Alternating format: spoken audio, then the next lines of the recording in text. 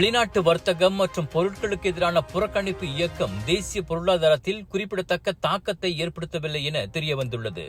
உணவு மற்றும் பானங்கள் துணைத்துறையின் இவ்வாண்டின் முதல் காலாண்டில் மொத்த உள்நாட்டு உற்பத்தியில் 2.4 விழுக்காடு மட்டுமே இருப்பதால் புறக்கணிப்பு இயக்கத்தினால் பொருளாதாரத்தில் பெரிய பாதிப்பை ஏற்படுத்தவில்லை என மேலவையில் எழுத்துப்பூர்வமாக பொருளாதார அமைச்சு வழங்கியிருக்கும் பதிலில் தெரிவித்துள்ளது. எந்தவொரு புறக்கணிப்பு நடவடிக்கையினாலும் நாட்டின் பொருளாதாரம் பாதிக்கப்படாமல் தொடர்ந்து வளர்ச்சியடைவதை அரசாங்கம் உறுதிப்படுத்தும். மலேசியாவை உயரிய வருமானம் பெறும் நாடாக உருமாற்றம் செய்யும் நோக்கத்தை கொண்ட பொருளாதார வளர்ச்சி இலக்குகளுக்கான சீரமைப்புகள் அமுல்படுத்தப்பட்டுள்ளதால் அவற்றிற்கு தொடர்ந்து ஆதரவு கிடைக்கும் என்றும் அரசாங்கம் நம்பிக்கை கொண்டுள்ளது. Just watch me charge!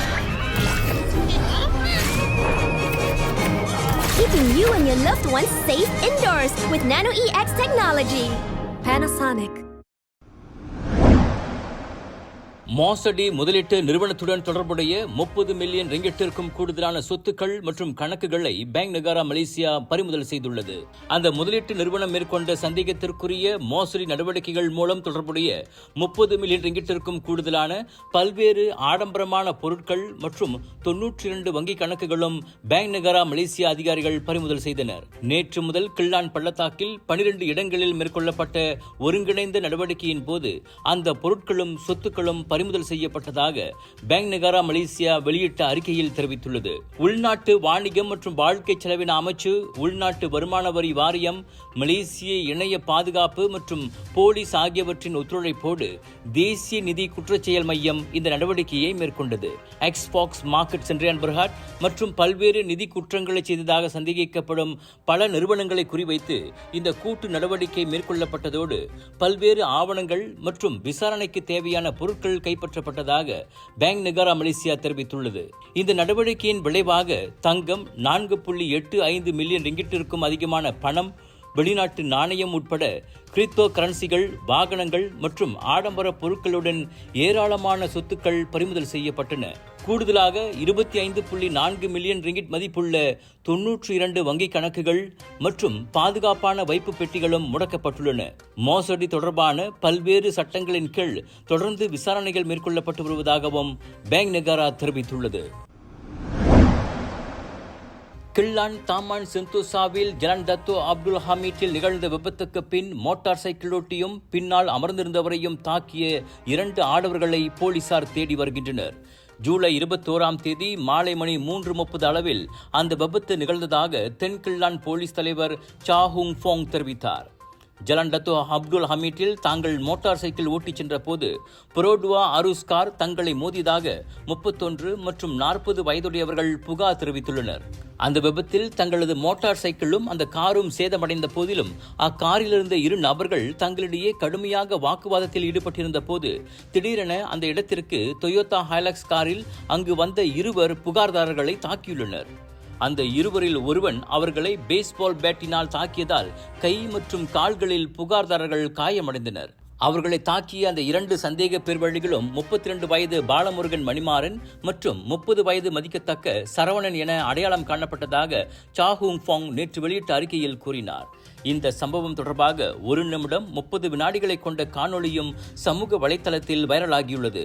இதனிடையே புகார்தாரர்களை தாக்கிய சம்பவத்தை நேரில் பார்த்தவர்கள் தென்கிள்ளான் போலீஸ் நிலையத்துடன் தொடர்பு கொள்ளும்படி சாஹுங் ஃபோங் கேட்டுக்கொண்டுள்ளார்.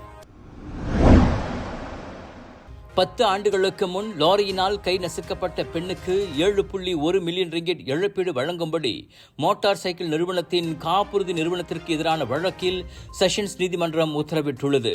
பாதிக்கப்பட்ட சரண்யாவுக்கு எலக்ட்ரானிக் அத்தோடிக் கையை வாங்குவதற்கும் அவ்வப்போது மாற்றுவதற்கும் பராமரிப்பதற்கும் 6.9 மில்லியன் ரிங்கிட்டும், மேலும் அவர் அனுபவித்த வலி மற்றும் துன்பத்திற்காக 2,15,000 ரிங்கிட் வழங்கும்படி நீதிபதி ஜரிஃபா ஜைனல் ஆபிடின் தீர்ப்பளித்துள்ளார். பிராக்கியல் பிளாக்சஸ் என்ற காயத்தினால் சரண்யா பாதிக்கப்பட்டுள்ளதால் அவரது இடது கையை பயன்படுத்த முடியவில்லை.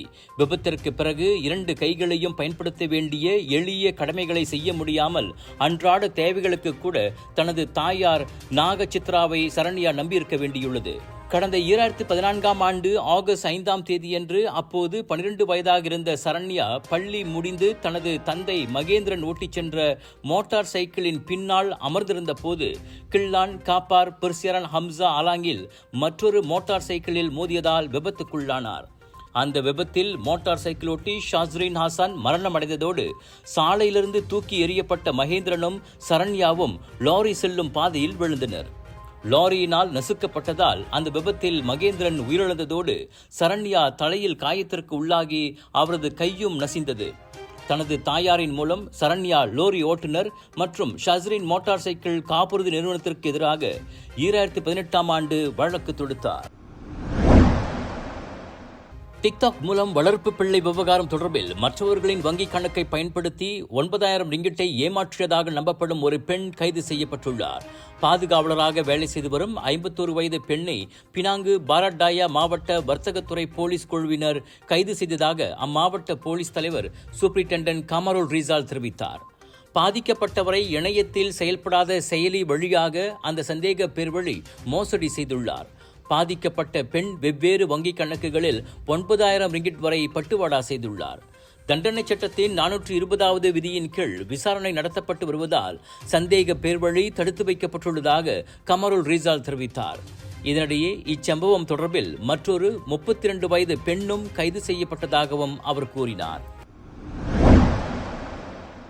அமெரிக்க அதிபர் தேர்தலில் தன்னை எதிர்த்து போட்டியிடவிருக்கும் கமலா ஹாரிஸ் உண்மையில் கருப்பரா அல்லது அரசியல் வசதிக்காக இன விவகாரத்தை பயன்படுத்துகிறாரா என்ற கேள்வியை எழுப்பி டொனால்ட் ட்ரம்ப் புதிய சர்ச்சையை ஏற்படுத்தியுள்ளார்.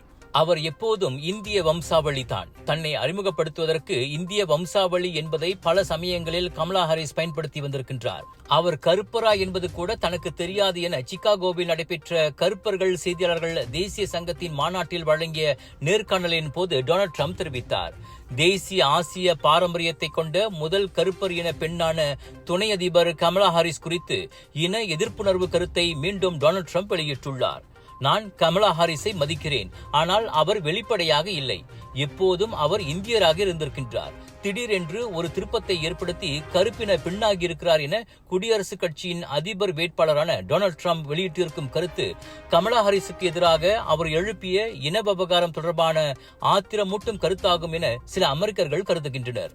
கமலா ஹாரிஸுக்கு எதிராக டொனால்ட் ட்ரம்ப் வெளியிட்ட கருத்தை அவமதிப்பு என வெள்ளை மாளிகையின் பத்திரிகை செயலாளர் பொறுப்பை வகித்து வரும் முதல் கருப்பின பெண்ணான கெரின் ஜான் பியர் சாடினார்.